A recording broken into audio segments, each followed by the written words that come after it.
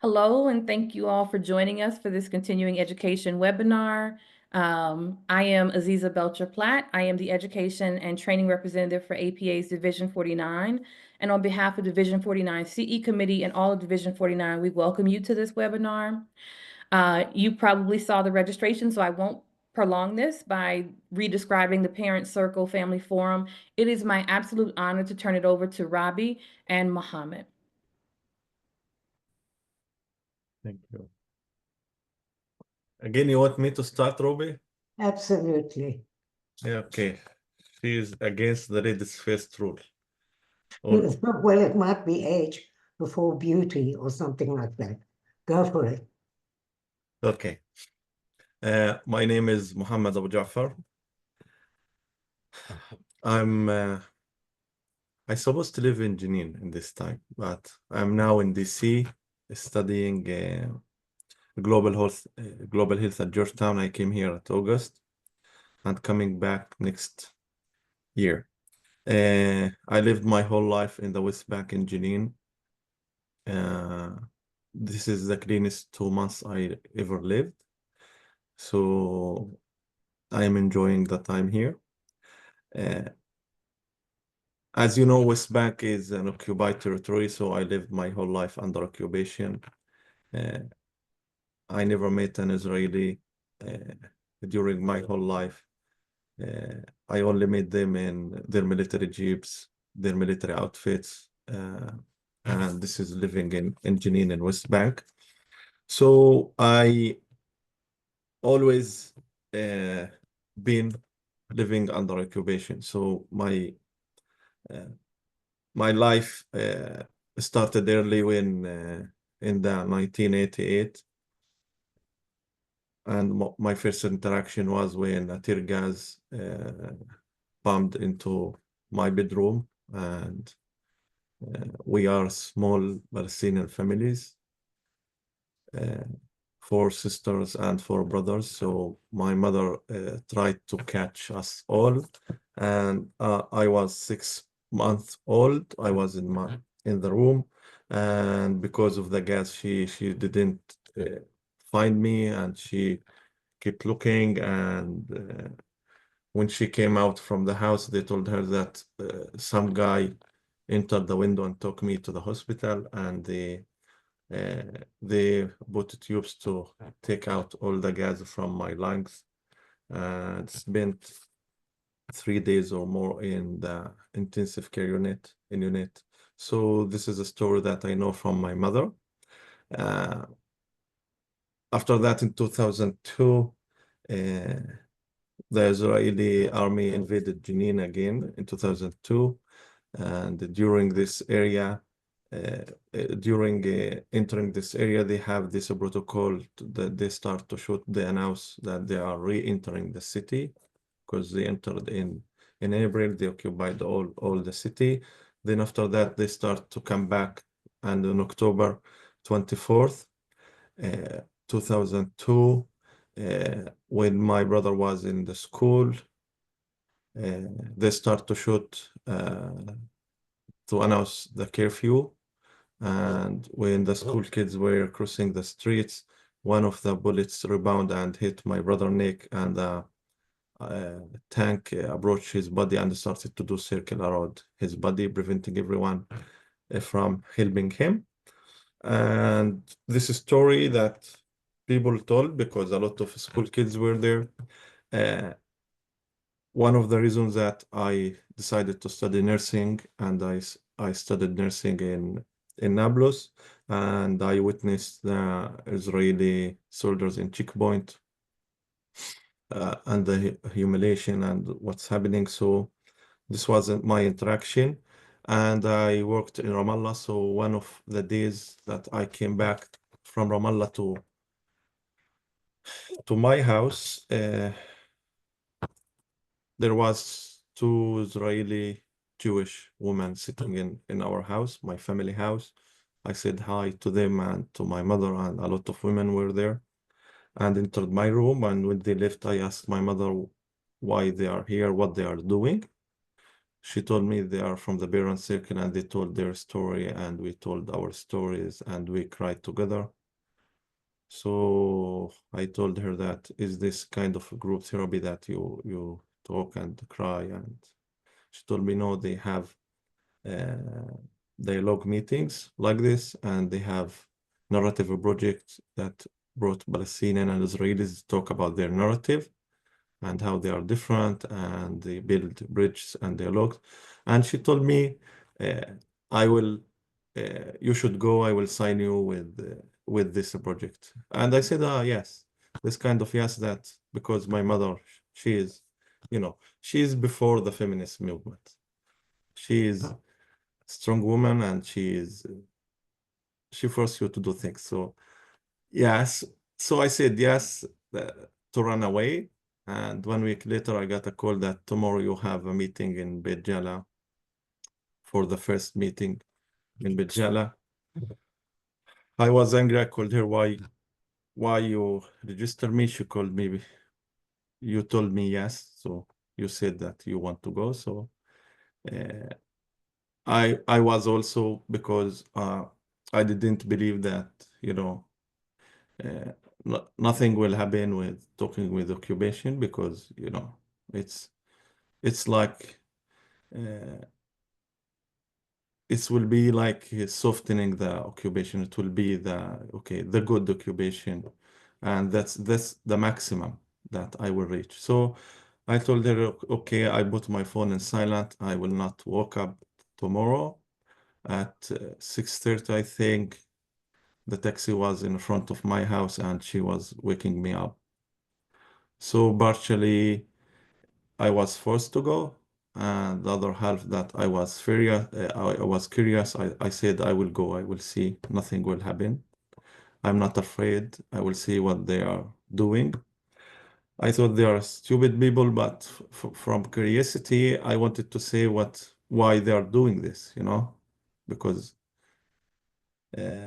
it was in 2017. I was like 27. I like not too young, but not too old. So I said nothing will happen. I went there and I found that it started with a circle. Everybody says his name and what he is doing or was doing. So one of them said, my name is this and this, and I worked in West Bank in 2002, 2004. And when I heard this, I left the circle. I had shivering. I was sweating. I was angry because maybe he was the one that killed my brother, and he was a soldier in the occupation army that occupied my city, and that maybe I saw him in the checkpoints. So I said, I went out, started to wash my face. And the Palestinian facilitator, because they have a facilitator from each nationality, they have in the parent circle, I work with the parent circle and I worked with the parent circle. They have 2 managers, 2 of everything. So the Palestinian facilitator came after me, told me it's not respectful to leave people like this while they're talking. I told him I can't stand to be in the same room with this guy, because he said he's in the army and like he is proud of it. I can't stay here and I want to leave. So he told me, okay, I can't force you to stay, but at least finish the next activity. I told him, no, I don't want. So he told me, okay, take rest now, and if you want to join, you'll join. I will ask a taxi to come. It will take hours, so you can stay until the taxi come after dinner. You can join. You can join but not participate. It's okay just to listen. So I said yes. So I waited there. I listened to them, and by the end of the day, I found out that this particular guy, he was a human like me. He was not proud of what he did, and he's against occupation, and he's willing to do peace. And this has changed my view about everything, because for the first time I saw that there's people in the other side, not all of them monsters willing to kill us. So since that, I've been active with the parent circle. I've been managing the summer camp for a year, facilitating, and also being in the youth group. And this year we did the summer camp in Cyprus in the middle of the war, and it was, you know, a bubble of peace inside this crazy world.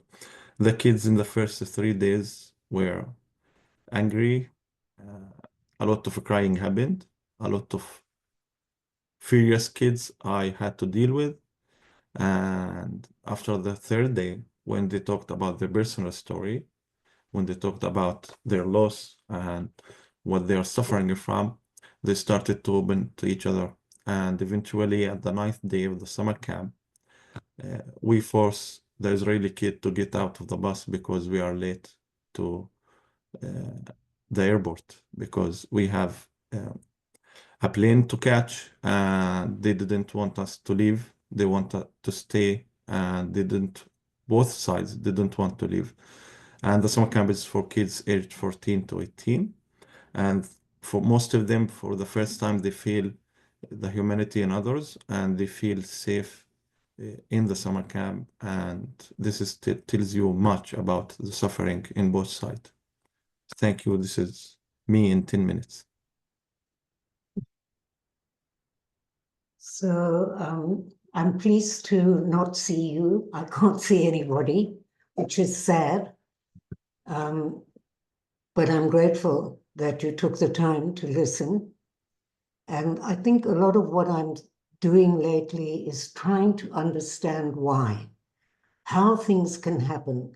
How could a man kill 10 people, one of them my child, on the same day? How does he get to that stage? And how can I tie it up with what is happening now? And it isn't that I would condone any violence, but if I think about it, if I was a kid growing up in Gaza, I was 14, and every 2 years there's a war, and I haven't a shelter, and my mother is running with my siblings in the street, and she has no shelter either, and I have no freedom of movement, and I have no hope. So what kind of adult will I be when I grow up? And then I've got the kids who come from the kibbutzim. So they thought they were invincible, and they lived in this beautiful, beautiful surrounding. They had shelters, but the 7th of October was a very wake-up time for many, many people who lived there and who died there on the same day. And what about the kids that live in the surrounding villages of Gaza, which is Sderot, Ashkelon, and Ashdod? Since they were very small children, they've been exposed to rockets. And I can tell you, rockets are not funny. It's terrifying. And so these kids at the age of 12 are still wetting their beds. So what kind of adults are all of these people going to be? And so our work is very cut out. You know, I remember that when I lost David, the people who brought me the most solace were other bereaved mothers, because they were really the only people that understood. They understood, they allowed the freedom of being who I was. And so when the army actually came to tell me that David had been killed by a Palestinian sniper, one of the first things that I said is, you can't kill anybody in the name of my child. I didn't even know that I said that. I was told that afterwards. So that was very prophetic about what I was going to do with the rest of my life. I was looking for a framework to stop and prevent other mothers, both Palestinian and Israeli, from experiencing this pain. It's not a pain that you can sort of, I'm a fixer, I couldn't fix this. It stays with you, but you learn to live with it next to you. And you make choices about what you're going to do with the rest of your life. And in fact, my reaction on the 7th of October was very similar to my reaction when David was killed. It's this, I have to change the world overnight. I have to get into action. I have to start immediately. In any event, some people from the parents' circle heard me talking at a demonstration to end occupation, in which I said we must have a Palestinian partner. We can't do this alone. And they invited me to come to a weekend in East Jerusalem And I sat around the table and looked into the eyes of the Palestinian mothers and realized that we shared the same pain. I also realized that the tears were the same color, and much more important than that was that we could be this incredible force if we would stand on a stage and talk in the same voice for reconciliation. I started to travel all over the world. I've actually no idea where I've been. It's like not really relevant since October. I have been to the States 5 times, to Germany, to England, everywhere that I could possibly bring this message to a polarized world who are now taking sides. You're either pro-Palestinian or pro-Israeli, and you import our conflict into your country and create hatred between Jews and Muslims. If the World Bank has to invite Muhammad and I to come to talk to them because the Jewish staff are not talking to the Muslim staff, what does that tell you? How pathetic that it's me and Muhammad who have to go to the World Bank of all places. So I started all this traveling, and I thought I was really quite important, I must say. I could speak English, and all you Americans thought that I was British. And of course, the British are horrified by my accent, which is very South African. And I thought, well, I'm really doing something, and I'm an activist, and I'm very pleased with myself. And one night there was a knock on my door, and I opened the door, and there were 3 soldiers standing there. And when they're 3 soldiers, it can only mean one thing. And I thought, I cannot lose another child. So I just slammed the door in their face. And they kept knocking and knocking and knocking. And eventually I opened the door, and they said, "We came to tell you that we caught the man who killed David." And they thought I would be thrilled. But that was when, revenge. Of course, they didn't know that there's no revenge. And I was then faced with such a decision to make. Could I go on with this work? Or must I walk the talk? Or what can I do? How can I, in integrity, go around the world talking about peace and love and reading bad poetry, which most NGOs do? Do I have the right to do this if I'm not willing to walk the talk? And so I wrote a letter to the family of Thaya, that's the name of the man who killed David. And I told them about the parent circle, that we are now more than 700 families who've all lost an immediate family member in the conflict. And what we see as a vision is to create a framework for a reconciliation process to be an integral part of any political future agreement. We've signed stuff on the White House lawn, but people were never involved. And so what happened was we had to create something on the ground, both in Palestine and Israel, that would get people used to the idea that we will have to have a reconciliation process at some point. Of course, this sounds terribly naive now, maybe, but I think this can happen and that we cannot give up. And while we were also I told the family in this letter, which 2 Palestinians delivered, that we needed to meet each other. We owed that to our children and grandchildren. Maybe that's part of my South African background with the Truth and Reconciliation Commission, that I needed this completion. I don't know. It took 3 years, and I got a letter back saying that I'm mad. Oh no, you can't say mad in America, because that means angry. That I'm crazy, and that I should stay away from his family, because he killed 10 people to free Palestine. But I knew that when he was a little boy, he had seen his uncle violently killed by the Israeli army, and he lost 2 uncles in the second uprising. I think it was a part of revenge, if you ask me. In any event, this letter was a very pivotal part of what was going to happen to me after that. That was giving up being a victim.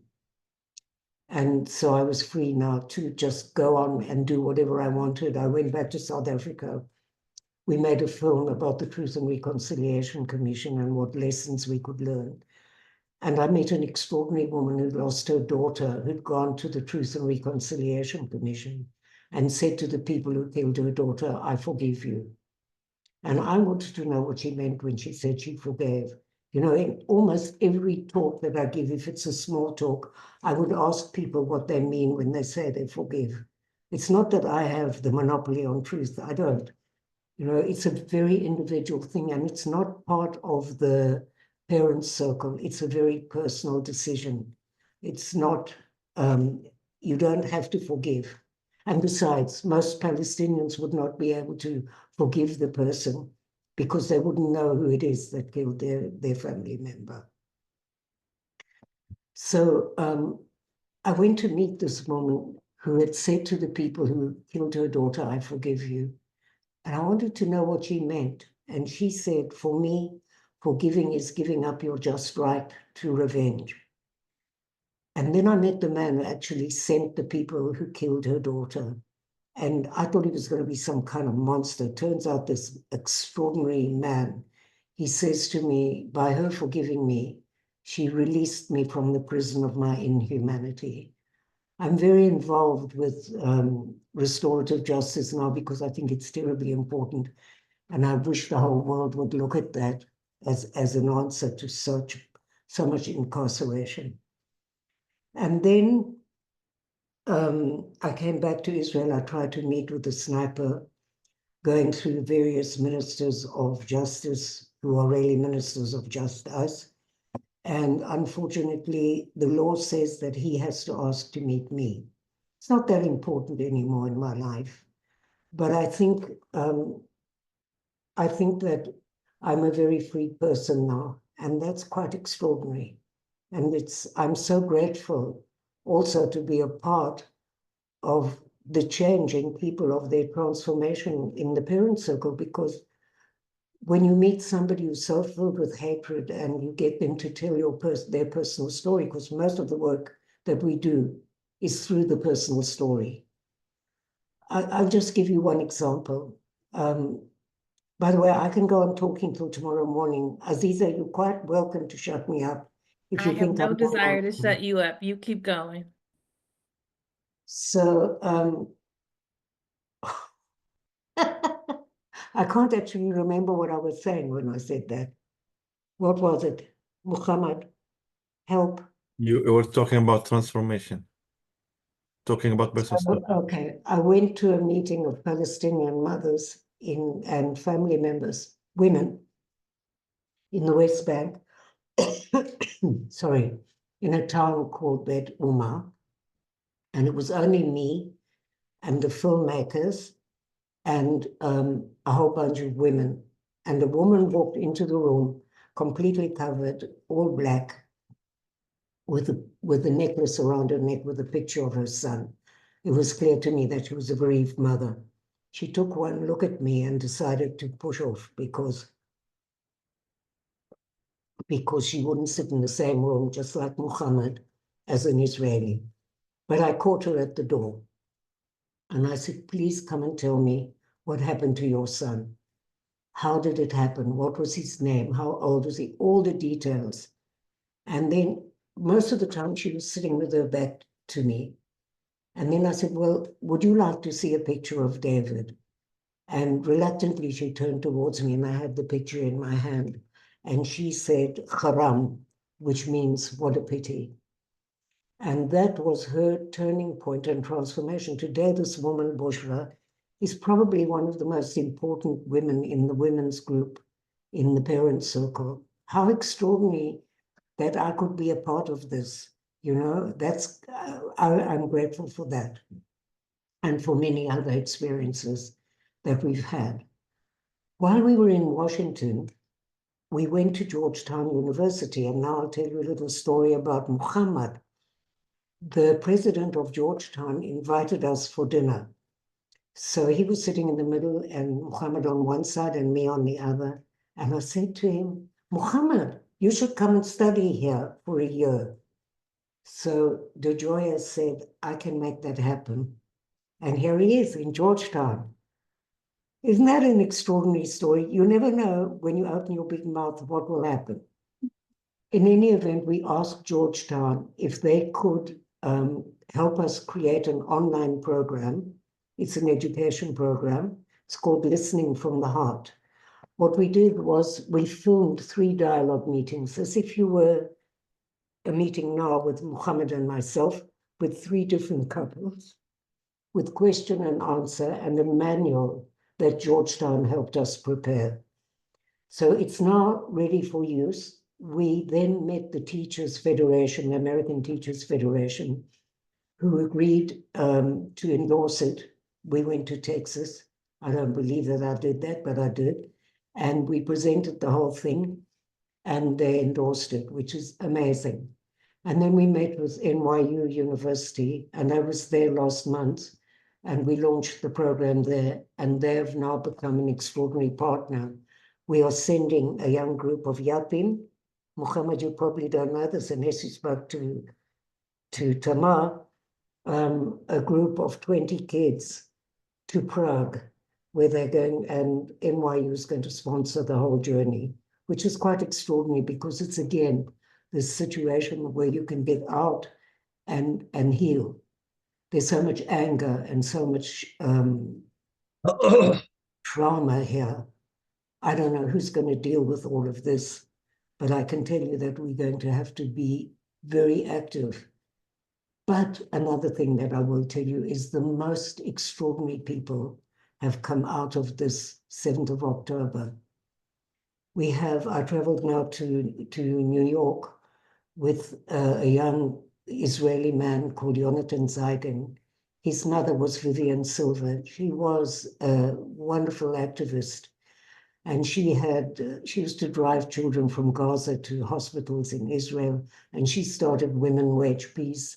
And she was part of working with Bedouin, and an extraordinary woman. And he was talking to her on the phone on the 7th of October. She lived in Kibbutz Be'eri. And as he was talking to her, she got burnt to death. I mean, I can't even begin to tell you. But he is part of the parent circle now. He's joined our board. And he said, I will take the torch for my mother, and I hope to God I don't have to give it to my children. So there's that, and there's the Imam family, and there's Hiba, a Palestinian woman who lost 57 members of her family in Gaza. Can you imagine? And she's still part of the parent circle. And the most extraordinary thing is that we have, out of 700 members, only 3 families have left. I think that's quite miraculous. Now I will stop talking for 5 minutes and somebody can ask a question. Sorry. You're not supposed to make fun of me, Muhammad.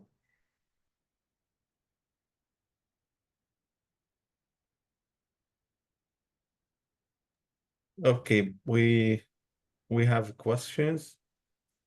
It's Are you asking for any of us?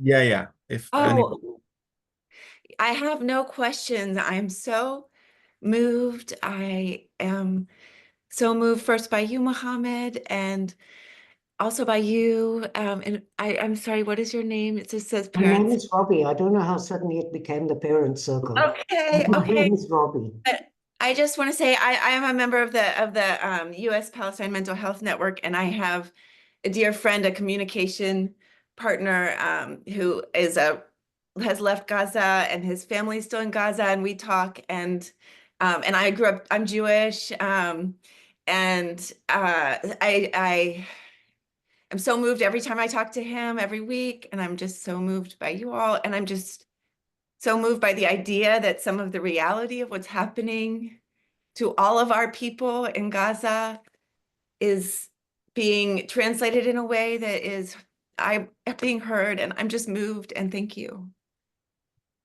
I think we have to talk about the West Bank.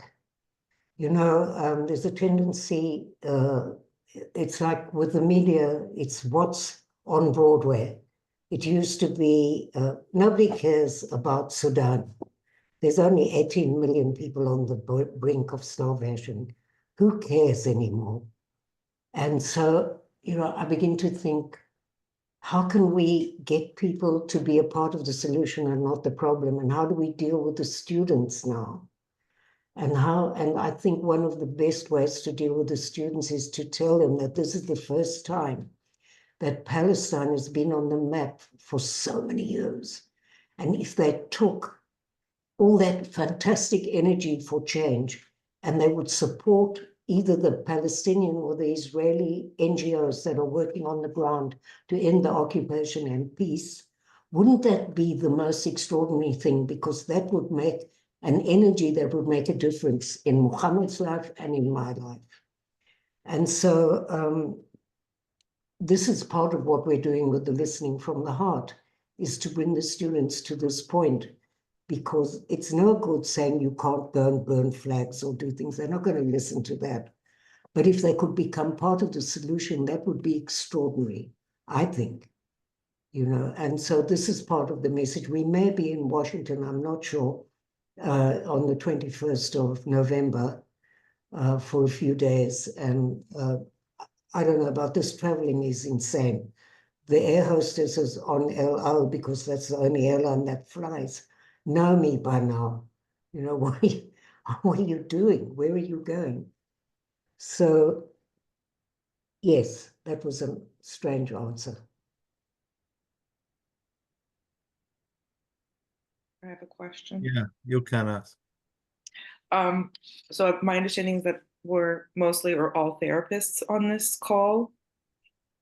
Yeah. So I'm a therapist in Washington, D.C., and I'm part of several networks of therapists, all kinds of therapists, Jewish therapists, non-Jewish therapists. And I see for the last year in particular, there's been a lot of struggle for a lot of therapists to hold this topic in sessions. I mean, I'm mostly talking about like people who are not there. They're not in Israel, Palestine. They are here and they're seeing things on the news, or they know people personally affected and they're very deeply hurt and traumatized just by the visuals a lot of the time. And depending on kind of like who people support, they have a harder, like even a well-trained therapist has a hard time with kind of supporting something that they feel is a threat to them. And so I guess what I'm looking for is ways to train therapists, talk to clients in which we can hold this full reality for them.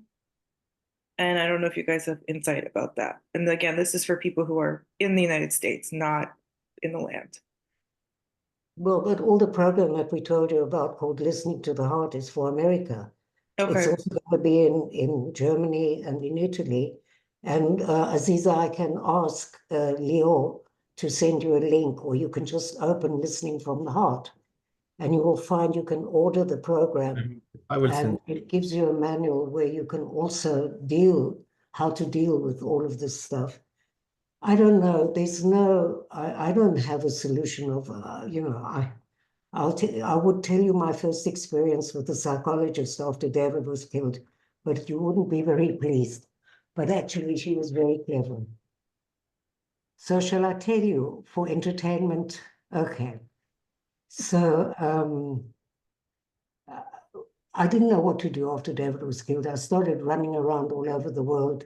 I went to an ashram in India, but of course it always goes with you.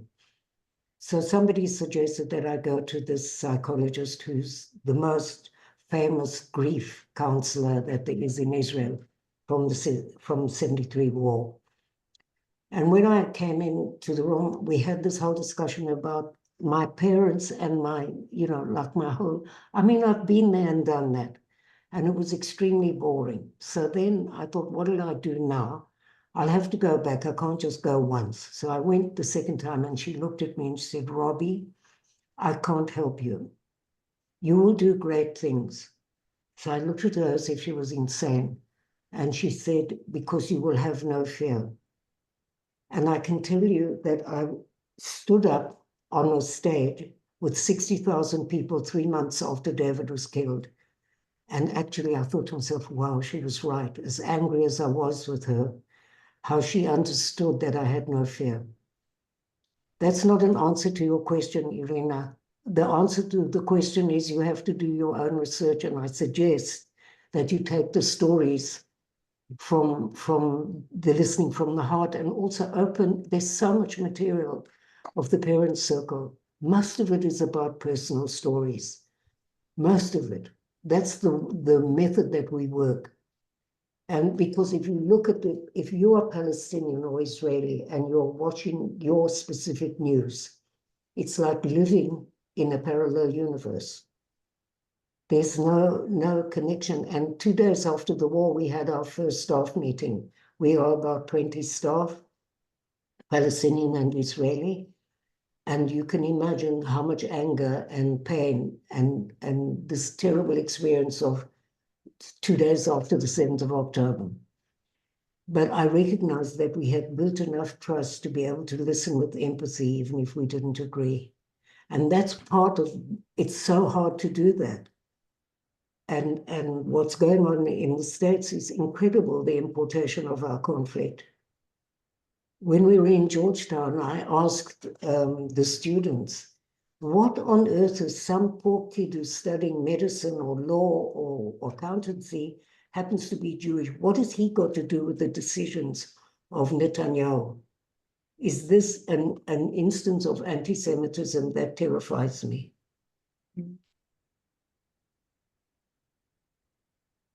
So I have something related to the summer camp with the kids. We prepare them in uninationally that they will listen to hard stories, to things that against our belief, to things that maybe the army said it, the things that the Israeli government, which is racist government, said it.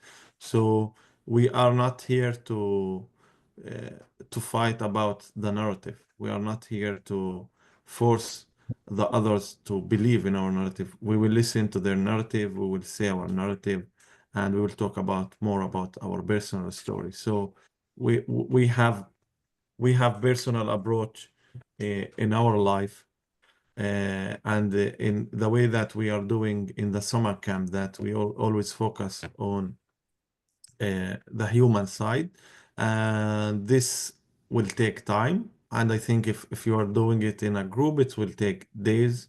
Like in the summer camp, it took us 3 days, days and nights. So it's a lot of time and a lot of shared activities to build the trust, then talk about the hard stuff. So it's need to build the trust in the group, then talk about this hard stuff which is hard enough that many kids left the groups, and I found many kids crying with their own. So we have a lot of work done in the summer camp. So I think it will be easier here, but harder, easier in ways and harder in ways. It's easier here because they are not really connected. I'm thinking with really connected is living in the situation. Like we have kids from the north, Israeli kids from the north, that 1 year they left the north of Israel and they are living now in hotels. So it's for a kid living in a hotel in 1 year, this is a miserable story, you know? And we have Palestinian from the West Bank that living in Jenin, and the only thing that they hear is shooting and incursions. So this different background, and despite all of this, they sit and they listen to each other. So and they are kids, and I think here it's more easier on this, level of pressure, but it's harder because you can't find common ground because the personal stories will be less and will be harder to catch personal story. But I think shared activities with each other that have something in common, shared, and also if you have one of the dialogue meeting in the group, recorded or live, will also give them another perspective. Like Ruby said in Georgetown, uh, uh, we don't want to pro Israelis and pro Palestinian. We want a pro peace. So if these protests are pro peace, not pro this and pro this, will be helping us more. So this is another view of the conflict, and I think this is what bring people together more. It's interesting because we also have an adult program. It's called the Parallel Narrative. and that you could use and adapt. You know, I remember watching Charlottesville, and I thought to myself, this whole statue, if they just took the average American white person down to that statue in the park, together with African Americans who have a slavery background, and they would sit in a circle, and each of the people would say why they want to remove the statue or why they want to keep it. This is a whole lesson in listening, you know, and it isn't that they are now going to become Martin Luther King, but they can, this is a way of dealing with that. And there's so many tricks that you can use. I was in a classroom in San Diego at the Joan Kroc Institute, which is a peace school. And there was a class that I was giving, and these kids knew nothing about Israel and Palestine, but there was a very unpleasant atmosphere in the classroom. So I thought, what the hell, I don't have to talk about Israel and Palestine. So I said to them, okay, I'm coming back tomorrow, and all of you will tell me why your grandparents came to America. How come? And it was the most extraordinary thing, because that was the storytelling issue of where people got to see the humanity in each other. That's really, I mean, I don't know, this sounds a bit naive, but it isn't. It works. Go I ahead, just Micah. want to thank you, Aziz. I wanted to thank Muhammad and Robbie so much for doing this for such a small group of psychologists, psychotherapists. It's really so amazing that you've done it for us.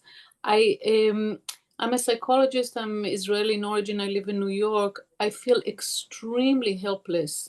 I try to be informed. I try to see things that are hard to see. I talk with people, but I feel very helpless. Is there anything to do for the parent circle? Is there any way to participate in a more meaningful way for us being far away? And the only thing we have is psychotherapy skills, but really not much help. Well, I wish your skills, you would take them to either Israel or Palestine and support what's going to be a very necessary need. I mean, you can imagine the trauma. Look, I live in Jaffa, okay? So there were hundreds of rockets outside my house. And I decided they have to change the sound of the siren to the ice cream, because that siren is what causes trauma. And then I got caught in the airport when the Iranians decided to bomb last week and a half ago, something like that. And standing in a shelter, you know, and thinking to myself, well, are they going to bomb the airport or not? I mean, this is what it is, the daily life for people that live in this area, for people in the West Bank who are living for 1 year. I started to talk about this, but I think it's terribly important to understand that these people are living in the West Bank. They have been under closure for a year. Most of the men work in Israel, so they couldn't come to Israel because of the closure. So the economic situation is dreadful. So what is happening is there's so much physical violence and abuse at home, and the kids aren't going to school regularly. So, I mean, they need support, you know, they need to know that there are people who care. I can't tell you what you can do, but if you want, you can arrange for a whole group of people to listen to us, not so much on Zoom, but we will be in New York, and you should follow the Parents Circle, the American Friends of the Parents Circle. It's a newsletter, and then you will know where we are. Probably in November, I'm not sure. Thank you very, very much. Thank you for that. I'll definitely look at the event page, and I'll need to leave shortly, but thank you so much. Mika, I'll send links to the website, the listening from the heart and everything in the follow-up email. Thank you very much. We have before we leave, we are now doing a project about the grieving counseling and grieving for the bereaved Palestinian families. It's Israeli and Palestinians. They will work to train people to in clusters, communities, to have therapists to like train therapists to do this in their communities. And we are the Parent Circle. We are preparing this project like since 3 years. Well, we first have to see that somebody will support that project. Yeah, we will have something with US aid, I think. We are in No, we the have a lot of psychologists and therapists in the Parent Circle, yeah. and they can dance therapists and all this kind of stuff, and they are going to have to do a lot of work. It's incredible how to feel what this trauma is, what it must be like for people who live in Gaza. Even the people who live on the border with the planes going over all the time, that noise, you know, they're things that people don't understand. And everybody's now an expert on the Middle East, as you may have noticed. Thank you very much. I do have one question, Mohammed. You had mentioned earlier sort of thinking that peace talks could be a way of sort of softening the occupation. And I know that is true at some times. I know that like the power differential, if it's not addressed in terms of even, you know, what someone can be in trouble for saying, like even saying the word Nakba versus, and you know, how there's imbalances and who can get punished and what the consequences can be for even speaking out and all these things. Just wondering a little bit how you've found that, you know, this can be empowering for on an equal basis within that context. Stacey, what are you talking about? The Nakba, or what are you talking about? The Oh, I'm saying, normalization? Are you talking about the normalization idea? no, you know what I'm saying is, so I guess I've read the book Psychoanalysis Under Occupation, and I know there was a lot of material about sort of what you're not allowed to say if you are a Palestinian and let's say you're a Palestinian therapist and you're trying to work in Palestine, you're not allowed to say the word Nakba. You're not allowed to say there was a catastrophe. That's something you can be in trouble for saying as a therapist, because there's not even, and I know this as a Jewish woman, I grew up, you're not even supposed to say Palestinian because it's a land with no people. So if you say Palestinian, how is it a land with no people? And so the literal censorship within conversation, how do you have conversation? Palestinian therapists can't say to a person about the Nakba, a Palestinian therapist? We have Yes, in the book, this is a book that was No, maybe an Israeli therapist, but I can't. Oh. It's in the school books. There's nothing about the Nakba. You know, oh, by the way, we were banned from the schools. This is just what I know from this book of interviews with Palestinian therapists. So yeah, I think we have something similar to them, that about bereavement, because people can't talk about it because like I am Muhammad, I am a family of a terrorist by the Israeli government, so we can't talk about it. So the therapists, we don't have therapists because you are supporting terrorists, and there is no organization supporting this. And this is why we are working to do this project, that the Palestinians will have a grieving counseling, and we sit with McDonald's from the US aid, and I told him about this, and he told me he knows that every organization will work with the bereavement families will have issue with the Israeli army.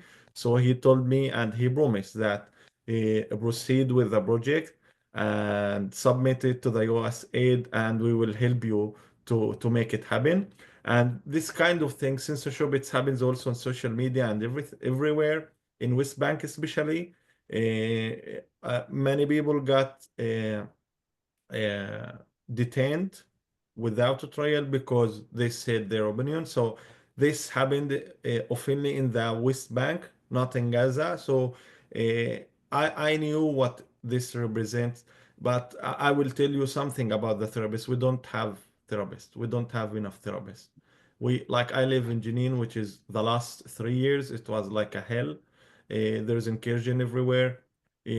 Before October 7th, it was the deadliest year in the city and in the whole West Bank. since 2002. So we don't have this build up because I work also with Ministry of Health. We have only psychiatric medicine, just medication and the treatment. We don't have therapists, and we worked at this at Ministry of Health, and we have a lot of regulations that and boundaries that we can't cross, and this is a big issue.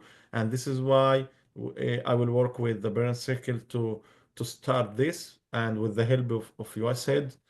You know, I need the help of USAID politically, not financially, in this, because every organization dealt with bereaved families in the West Bank got closed.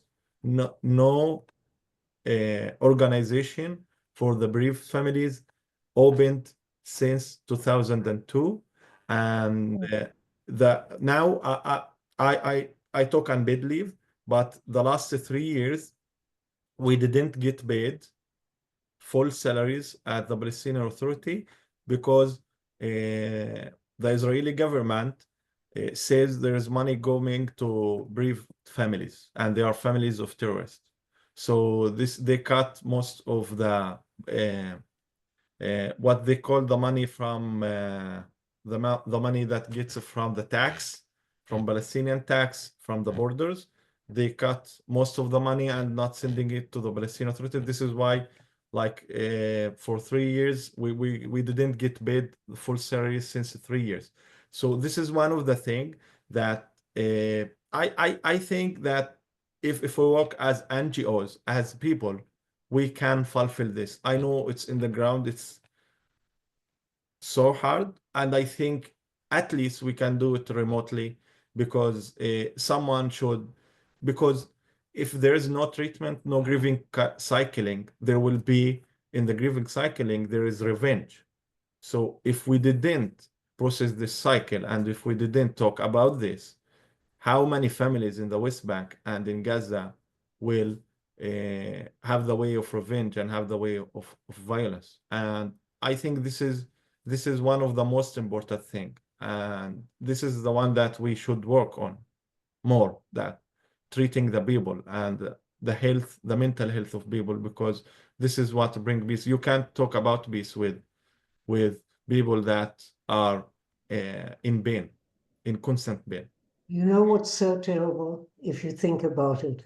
How many families now are affected? I promise you that Israel will not be able to take care of the bereaved the way that they took care of me when David was killed. There are so many people dead and so many bereaved families. I don't know. I said this right in the beginning. This isn't a comparison of suffering. We don't play that game. But just consider that how bad this whole situation is and how urgent it is to end the war. And it's so easy to judge. When you live in New Jersey, you don't have to compromise. I have one question. So, Mohammed, you talked about the camp for 14 to 18-year-olds, but when Robbie was talking, she talked about the little people, right, who grow up sort of constantly under siege and threat and all those things that are probably too much for their little minds and bodies to process. So I'm just curious, is there anything for children younger than 14? No. Yeah, even we took 15, not 14 this year because of visa issues. The visa thing, it took us 3 months, so it was logistically hard, and I think we can't involve everybody because we only have 25 Palestinians and 25 Israelis, and I know there is. For most of the Palestinians, I get my nephew to the summer camp, and this is the first time he talk about his personal story ever, and he is 17. So for most of them, this is the first time they do summer camp at all, even Palestine, even Israel, even not about peace, any summer camp. So shared activities, they don't have shared activities because, you know, there is a lot of boundaries to do this, the time, and also the fear in the dark that the families will not their kids be out after 5 o'clock. So there is a lot of boundaries but the summer camp itself is a life-changing experience for every kid. I can tell you about my grandson. All my grandchildren go to the summer camp. He's a little kid he was 14, pretty spoiled, you know, like he's been all over Harry Potter, all this stuff with me, and lives a reasonably good life, I must say. A rocket fell near his school and he was very upset that it didn't hit his school because he hates school. Sorry, that's just nonsense. But No. he went to the summer camp and he said to me afterwards, "This is the best week I've ever spent." Mm. And I wondered why. You know, I always question all of these things. Why it alleviated the fear of the other. That's the whole point. Because when you get to know each other, so now there's no fear. And that fear is what creates all this hatred. And there's some very interesting research that they did in Ireland. You know, everybody always says, "Why aren't you dealing with smaller children?" I wish we could, but it's like overwhelming. We have to deal with 17-year-old kids that are going to the army who've never met a Palestinian in their lives. But there's interesting research in Ireland about you have to deal with adults just as intensely as any child in conflict, because it's them that, if the Israeli army could throw us, ban us from schools, okay, from a dialogue meeting like something you're watching now. So we took them to court and we won, but now they're starting the whole thing up again. They didn't want us to have the summer camp. This is an endless battle. It's like taking water out of the sea with a teaspoon, but you cannot give up. You cannot. And you know, I'm so happy that you are out of it, Mohammed, for a year. You have no idea how pleased I am that you're not in Jenin. Thank you. We are approaching the time that you all have agreed to spend with us, and I can only say on behalf of all of us, thank you all so much for your generosity, for the emotional labor, for the example. Those of you all who are watching live, you're welcome to unmute or use reactions to show your appreciation. Mohammed, before you go, there's someone who's also in DC that wants to connect with you. So I don't know if you want me to reach out to Lior to pass on your information, or if you're comfortable putting your email in the chat so that they can contact you. Thank all of you all for being here. I know that this is not easy. I truly feel like it is a gift to have found the parent circle and the work that we can do, not just with Israel and Palestine, but all over the world. So thank you all so much. Thank you. Laila Tov, goodbye. Goodbye. Thank you both. Bye. Bye.